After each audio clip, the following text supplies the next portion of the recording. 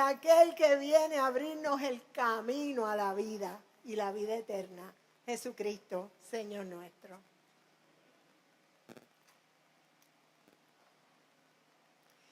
Caminante no hay camino. Caminante no hay camino. Obviamente estas palabras son bien conocidas, ¿verdad? Todos los que cogimos españoles las hay, ¿verdad? Esas palabras son del poeta español Antonio Machado.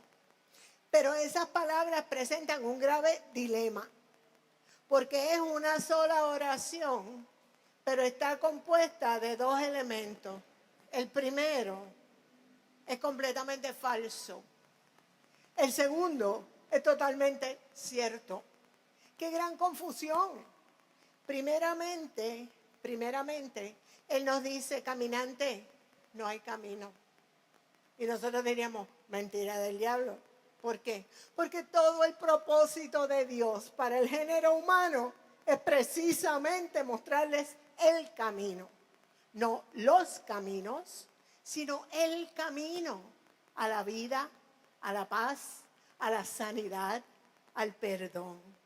El propósito de Dios, de ese Dios que es Señor de cielo y tierra, tiene un camino muy bien trazado para la humanidad. Ese camino conduce a la vida, conduce a la libertad, conduce al perdón de los pecados. Y para trazar ese camino, para señalar esa ruta, envió a aquel personaje extraño, desaliñado, esmoruzado, medio tostado, que se llamó Juan el Bautista. Juan el Bautista, su misión era una: abrir el camino para el Salvador. Y ese camino, Juan lo señaló muy claramente. Ese camino es el camino del arrepentimiento, es el camino del perdón de los pecados, es el camino que se abre para llegar a aquel que sería la consolación de su pueblo, aquel que viene a hacer brillar la justicia y hacer florecer la paz en este mundo confuso y perdido. Ese que nosotros esperamos con alegría y con reverencia en esta temporada de Adviento. Ese Rey y Señor que, según proclama Juan el Bautista, viene a bautizarnos con Espíritu Santo y fuego. Espíritu Santo y fuego. Dos elementos de transformación, dos elementos de purificación, dos elementos que significan un cambio total. El camino que nos traza Juan y el camino que trazó Juan a las personas de su tiempo estaba bien clarito, bien definido. Él era el camino del arrepentimiento. Arrepiéntanse. La palabra arrepentirse en el Nuevo Testamento, el original escrito en griego, es metanoia. Y a mí me encanta esa palabra, metanoia, porque se compone de dos elementos. Meta, que significa cambio, transformación. De ahí es que viene la palabra metamorfosis, cambio. Pero entonces noia viene del nomos, del conocimiento, de la mente. Cambia tu mente. ¿Y cómo nosotros cambiamos nuestra mente? Si no es a través del arrepentimiento, que a su vez produce un cambio de corazón y un cambio de conducta. Y vemos que ese Juan, a pesar de que era un personaje bien extraño, dice que comía langostas e insectos silvestres, y no era la langosta que sirven allá en Palo Seco, ¿sabe?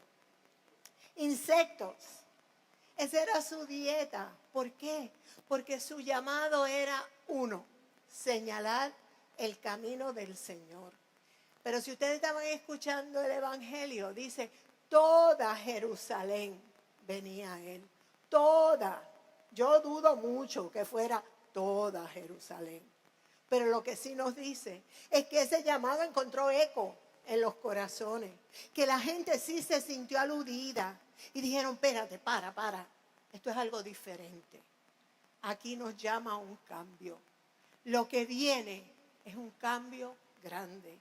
Y nosotros tenemos que estar cambiados y transformados para poder escuchar, para poder recibir y para poder actuar de acuerdo a ese cambio.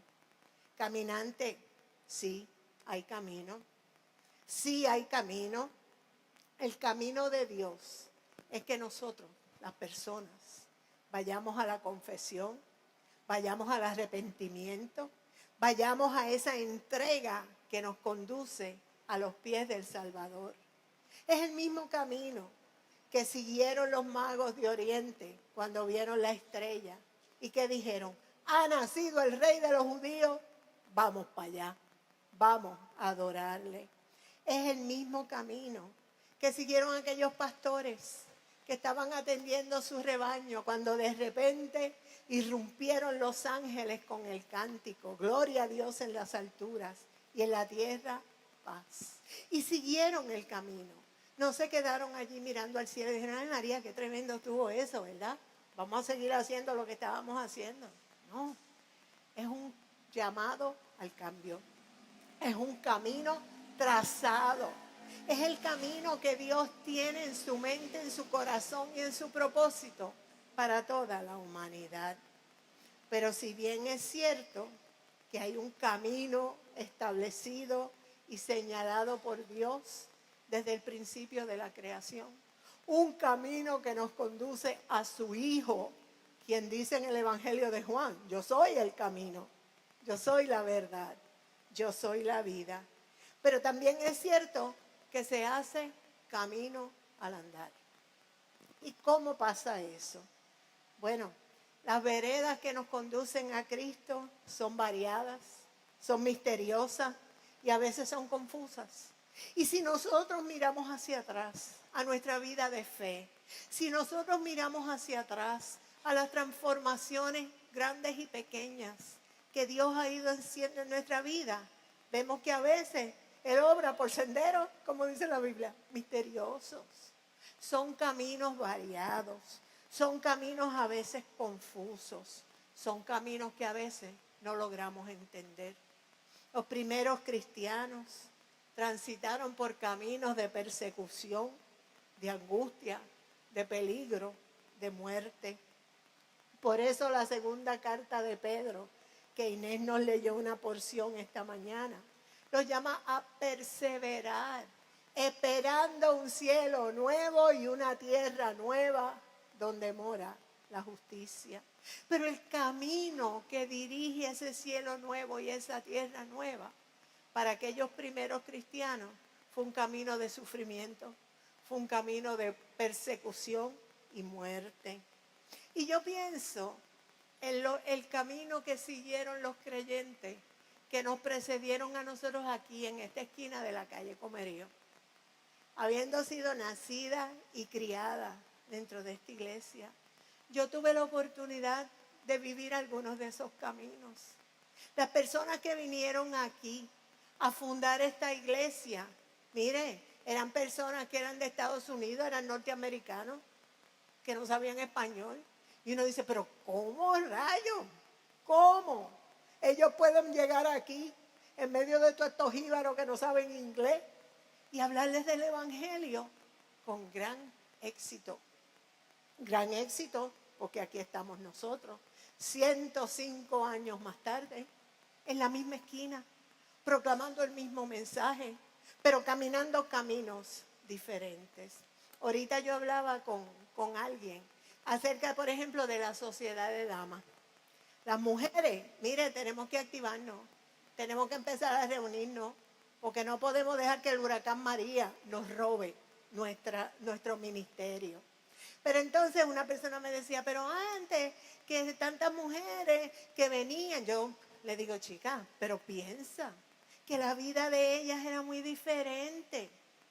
La vida de la mujer hoy, la mayoría de nosotras las mujeres, trabajamos, salimos a las 5 de la tarde, cogemos un tapón terrible a llegar a hacer asignaciones con los muchachos, a cocinar. Entonces, la vida de mi mamá y de mis Ojeda y de mis Ciscotos era diferente. Nosotros vivíamos ahí. Mi mamá trabajaba ahí y ella salía, llegaba a casa y a las 7 de la noche estaba aquí, feliz. Son caminos diferentes, pero los caminos diferentes se hacen al andar. Se hacen al andar porque la iglesia no puede sentarse a decir, pues eso eran otros tiempos y ahora la cosa es distinta. Pues no podemos hacerlo. Sí podemos encontrar nuevos caminos, podemos caminar nuevas rutas. El pastor Coto jamás se hubiese imaginado que aquí 2 veces en semana se iban a alimentar casi 200 y pico de personas. Él no se hubiese imaginado eso. ¿Por qué? ¿Por qué? Porque la sociedad que él vivió primero, cada cual comía en su casa, aunque fuera ajo y habichuela pelado. Los muchachos estaban disciplinados, estaban ordenados, no estaban por ahí perdigados a las 12 del día, que cortan clase y vienen aquí porque no les gusta la comida del comedor. Diferentes caminos, pero la ruta es una. La ruta es la ruta hacia Cristo. La ruta es la ruta del arrepentimiento y de la transformación personal. La ruta es la ruta de impactar esa comunidad que es diferente, que requiere que yo camine unos caminos nuevos. La gente de hoy caminamos a veces caminos que están pavimentados por mi comodidad, por el consumismo, por la bonanza económica. Están tal vez pavimentados por la superioridad intelectual. Pero ¿sabe qué? ¿Sabe qué? A nosotros, hoy, los que estamos aquí, nos ha tocado caminar un camino que jamás habíamos pensado. Nos ha tocado caminar el camino de un Puerto Rico que está devastado. Nos ha tocado caminar un camino de un futuro completamente incierto. Nos ha tocado caminar un camino duro. Pero ¿sabe qué? ¿Sabe qué? Machado nos mintió cuando nos dijo que no hay camino, porque sabemos que sí lo hay. Pero nos dijo la verdad cuando nos dijo, se hace camino al andar. Cada uno de nosotros tiene que ponerse las tenis y comenzar a andar. Andar hacia ese evangelio, andar hacia ese ayudar al prójimo, andar hacia ese camino de perdón, de misericordia y de paz, andar hacia ese camino de esperanza, que cuando alguien, tu vecino o tu pariente te diga, como me dijo alguien, esto lo arregla quien lo hizo. Oye, te has dicho una gran verdad, porque ¿sabe quién lo hizo? Ese Dios que es todo poder. ¿Y sabes qué? Él también lo arregla, pero lo arregla utilizando herramientas muy imperfectas, herramientas como tú y como yo. Pero lo importante es que nosotros nos pongamos en marcha. Lo importante es que nosotros mantengamos el destino que es Cristo, la ruta que es Cristo, y caminemos hacia eso, por los caminos que tengamos que caminar. El camino de trabajar en medio de la comunidad, el camino de trabajar con la niñez, el camino de ayudar a nuestros vecinos, aunque sea con un chipito de hielo o con unas baterías. Caminante, se hace camino al andar. Nuestros pasos se dirigen al Salvador. Nuestros pasos se dirigen a esa vida con Cristo. Pero mientras caminamos, unos caminan por un lado, otros caminan por el otro, pero la meta, el destino, es el mismo. Hagamos caminos nuevos, pero mantengamos siempre la ruta de Dios, que es perdón, vida, salvación, justicia y paz en Cristo.